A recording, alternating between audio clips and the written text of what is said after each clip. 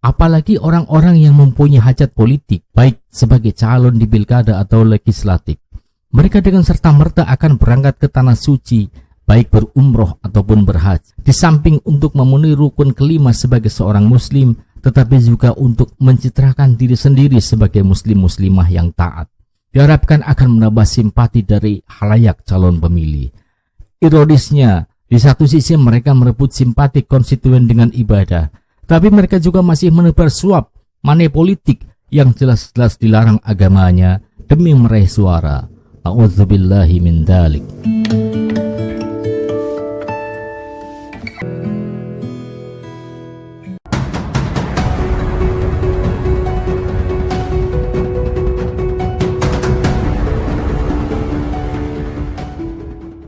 Assalamualaikum warahmatullahi wabarakatuh.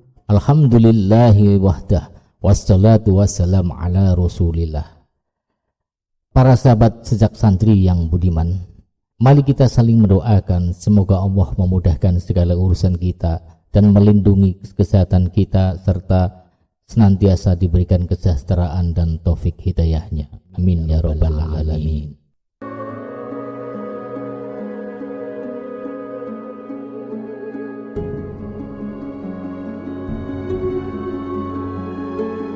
Haji merupakan rukun Islam yang kelima, sebuah rukun yang sangat diidamkan bagi banyak muslim di dunia. Beberapa negara, khususnya di Asia Tenggara seperti di Indonesia, Malaysia, Brunei, Singapura, dan Filipina Selatan, muslim yang sudah pergi ke tanah suci akan mendapat gelar baru di depan namanya, yaitu sebagai haji dan atau hajah.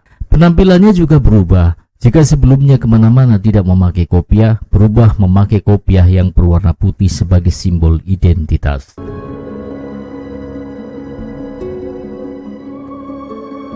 Lalu bagaimana hukum memberi gelar haji kepada mereka yang sudah berangkat ke tanah suci? Gelar haji dan hajah belum dikenal di zaman Rasulullah. Secara arti bahasa, haji berarti menyengaja atau mengunjungi. Sedang dalam terminologi Islam, haji itu berarti pergi ke Baitullah untuk melaksanakan amalan wukuf, tawaf, sa'i, serta amalan lainnya pada waktu yang telah ditentukan untuk mendapat keridhaan Allah dan ampunannya. Seluruh rangkaian ibadah haji dilaksanakan di Arab Saudi, sehingga siapapun yang pergi ke sana harus memiliki bekal materi yang cukup. Tentu tidak setiap orang memiliki harta benda untuk pergi berhaji. Tidak saja dibutuhkan bekal materi yang cukup. Di zaman sebelum transportasi belum seperti sekarang ini, Muslim Nusantara pergi ke Baitullah bukan perkara mudah, meskipun memiliki bekal yang berlimpah. Perjalanan haji harus mereka lalui dengan mengarungi ombak dan badai lautan selama berbulan-bulan. Berani mengambil resiko menghadapi begal sadis yang menghadang, belum lagi melintasi gurun pasir ganas yang terik dan panjang.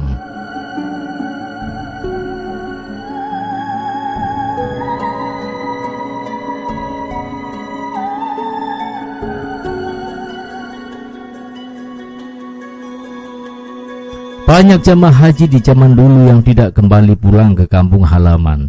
Sebagian mungkin enggan pulang, terlantar di negeri orang karena kehabisan bekal atau bahkan meninggal di perjalanan. Terlantarnya jamaah haji zaman dulu terkadang juga karena ulah sindikat jahat yang menjanjikan akan mengurus perjalanan haji mereka, tetapi ujung-ujungnya hanya mengeruk keuntungan materi. Jamaah yang menjadi korban diperas di tengah jalan sampai habis, kemudian ditinggalkan begitu saja di negeri orang. Mereka terlantar di berbagai tempat sepanjang rute perjalanan haji akibat kekurangan makanan dan bahkan tidak memiliki uang sama sekali. Menurut catatan M. Din Majid dalam buku Berhaji di Masa Kolonial, pada tahun 1850 umat Islam Nusantara pergi haji hanya berjumlah 74 orang. 5 tahun setelah itu 1855 melonjak drastis menjadi 1668 orang. Dari jumlah itu 860 orang tidak kembali ke tanah air dengan berbagai alasan. Lalu pada tahun 1893 masyarakat muslim Nusantara yang pergi berhaji berjumlah 5.193 orang. Sementara yang kembali ke tanah air hanya 1.984 orang. Banyak di antara jamaah yang kehabisan bekal berhasil pulang ke tanah air. Meskipun mereka belum bisa mencapai tanah suci, ironisnya mereka sudah membeli dokumen bukti bahwa yang bersangkutan telah melaksanakan haji di Mekah. Padahal mereka hanya sampai di Singapura, lalu balik lagi ke kampung, sehingga secara bisik-bisik nyinyir dari banyak orang menyebut mereka sebagai haji Singapura. Narasi dan cerita-cerita heroik petualangan selama perjalanan yang panjang dan tidak mudah yang tidak semua orang bisa melakukan, sehingga membuat orang-orang yang berhasil kembali dari tanah suci adalah orang-orang yang istimewa, yang layak mendapat gelar kehormatan dengan sebutan haji dan hajjah.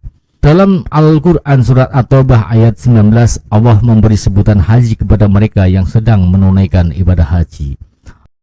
Allah berfirman, A'udzubillahi minasyaitonirrajim. Aja'altum siqayatal haji wa imaratal masjidil harami kaman amana billah. Apakah orang-orang yang memberi minuman haji dan mengurus Masjidil Haram kamu samakan dengan orang-orang yang beriman kepada Allah? Quran surat At-Taubah ayat 19.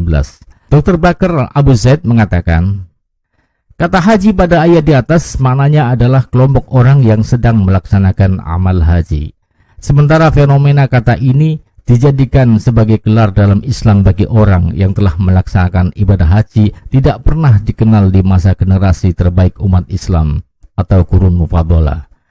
Selanjutnya beliau menyebutkan perbedaan pendapat ulama mengenai gelar ini. Pendapat pertama, gelar haji hukumnya dilarang karena ini adalah gelar belum pernah dikenal di zaman Rasulullah SAW dan gelar ini dikhawatirkan bisa memicu riya. Dalam salah satu fatwanya, Lajnah Daimah pernah mengatakan, panggilan haji bagi orang yang sudah menunaikan ibadah haji sebaiknya ditinggalkan, karena melaksanakan kewajiban syariat tidak perlu mendapat gelar, namun dia mendapat pahala dari Allah Subhanahu wa Ta'ala bagi yang amalnya diterima, dan wajib bagi setiap muslim untuk mengkondisikan jiwanya agar tidak bergantung dengan semacam ini, agar niatnya ikhlas untuk Allah. Keterangan yang semisal juga pernah disebutkan Imam Albani rahimahullah. Beliau melarangnya karena sebutan haji dan hajjah tidak ada di zaman Nabi SAW.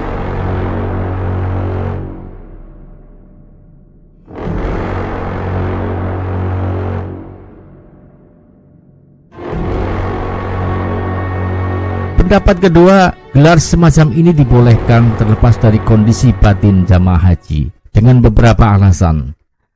Alasan yang pertama, alasan keikhlasan itu alasan pribadi dan berlaku bagi semua ibadah. Dalam arti, kita diperintahkan untuk mengikhlaskan ibadah apapun kondisinya, meskipun ibadah itu diketahui orang banyak. Alasan kedua, gelar tertentu untuk ibadah tertentu lebih bersifat off atau bagian tradisi, sehingga bisa berbeda-beda tergantung latar belakang tradisi di masyarakat. Terkadang masyarakat memberi gelar untuk mereka yang telah melakukan perjuangan berharga atau memberi manfaat bagi yang lain. Misalnya, orang yang pernah berjihad disebut mujahid. Dulu peserta perang Badar disebut dengan Al-Badri. Meskipun perang Badar sudah berakhir tahunan, gelar itu tetap melekat. Tidak ada dalil yang melarangnya.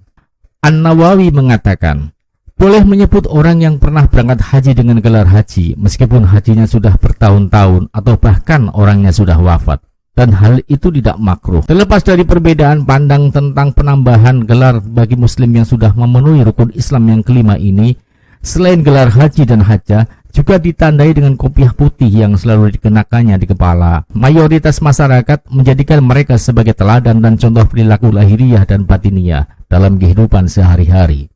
Sehingga ketika seseorang menyandang gelar haji atau hajjah, maka dia menjadi simbol agama di tengah-tengah masyarakat luas. Kontrol sosial akan semakin ketat melekat terhadap mereka. Perilaku mereka menjadi cerminan citra Islam. Di zaman kini, ketika transportasi dan perjalanan tidak lagi menjadi tantangan besar yang bisa menjadi narasi dan kisah-kisah heroik lagi, gelar haji masih tetap menjadi tradisi. Muslim Indonesia yang pergi ke Tanah Suci pun jumlahnya sudah ribuan kali lipat dibanding tahun 1850 yang hanya 74 orang. Di tahun ini, tahun 2023, sekitar 221.000 orang. Seorang tokoh masyarakat rasanya tidak afdol jika tidak bergelar haji atau hajjah, sehingga ibadah haji semakin dianggap penting karena mempunyai nilai dan status sosial yang tinggi. Apalagi orang-orang yang mempunyai hajat politik, baik sebagai calon di pilkada atau legislatif, mereka dengan serta-merta akan berangkat ke tanah suci, baik berumrah ataupun berhaji. Di samping memenuhi rukun kelima sebagai muslim, tapi juga untuk mencitrakan diri sendiri sebagai muslim-muslimah yang taat, diharapkan akan menambah simpati dari halayak calon pemilih. Ironisnya, di satu sisi mereka merebut simpati konstituen dengan ibadah, tapi mereka juga masih menebar suap money politik yang jelas-jelas dilarang agamanya demi meraih suara. Naudzubillahi min dzalik. Menggunakan gelar haji dan hajah di depan nana, jika Anda sudah menunaikan rukun Islam kelima adalah sah-sah saja, mengingat pendapat sebagian ulama yang membolehkan dengan beberapa alasan. Akan tetapi jangan sampai karena hanya tergiur status atau pencitraan sehingga merusak keikhlasan berhaji. Satu-satunya target seorang muslim yang berhaji adalah menjadi ibadah haji yang mabrur, yakni sepulang haji bisa berubah menjadi muhsin, orang yang selalu berbuat baik dan ikhlas dalam semua amalan sepanjang masa. Perlu Anda ketahui, sahabat Nabi SAW yang berjumlah 120.000 orang telah melaksanakan ibadah haji, dan kita tidak pernah tahu di antara mereka yang disebut dengan gelar haji. Oleh karena itu sudah selayaknya tidak usahlah Anda pakai gelar haji atau hajah meskipun sudah menunaikan rukun Islam yang kelima itu. Demikian, wallahu a'lam bishawab. Kurang lebihnya mohon maaf. Wassalamualaikum warahmatullahi wabarakatuh.